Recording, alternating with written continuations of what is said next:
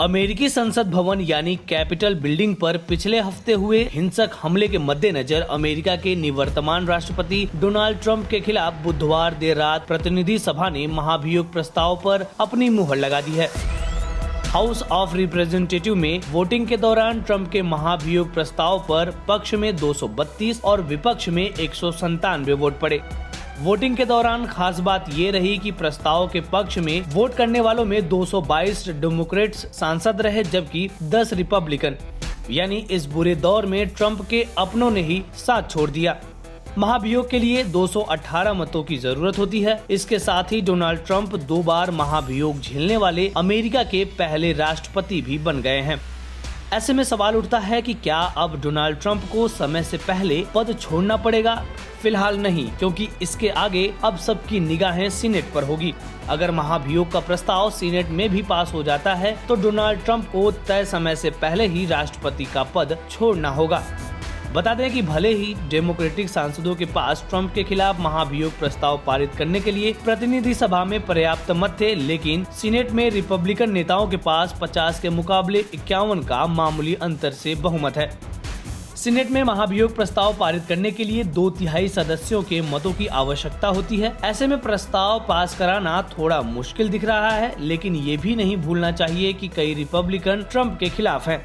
इस महाभियोग प्रस्ताव में निवर्तमान राष्ट्रपति पर अपने कदमों के जरिए 6 जनवरी को राजद्रोह के लिए उकसाने का आरोप लगाया गया है।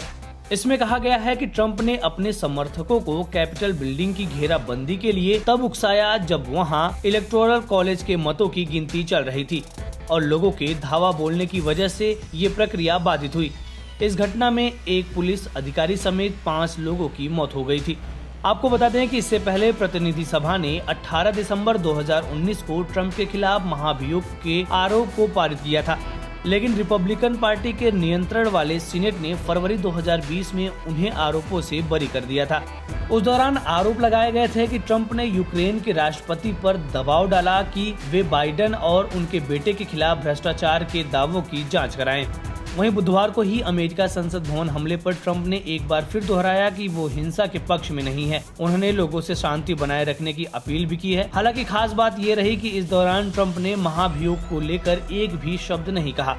ट्रंप ने अपने वीडियो संदेश में कहा कि भीड़ की हिंसा हर उस चीज के खिलाफ है जिसमें मैं भरोसा करता हूं। मेरा सच्चा समर्थक कभी भी राजनीतिक हिंसा नहीं करेगा, कानूनों की धज्जियां नहीं उड़ाएगा। अगर आप ऐसा कुछ कर रहे हैं तो हमारे आंदोलन का समर्थन नहीं कर रहे हैं, आप हमारे देश पर हमला कर रहे हैं, हम इसे बर्दाश्त नहीं कर सकते।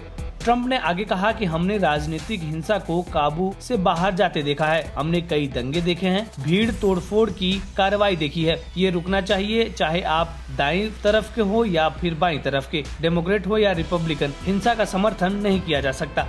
इस वीडियो में फिलहाल इतना ही। आप अपने सवाल और सुझाव हमें कमेंट्स करके बताइए। बाकी देश और दुनिया की ताज़ा तरीन खबरों की अपडेट्स के लिए हमारे चैनल लोकमत हिंदी को सब्सक्राइब कर लीजिए।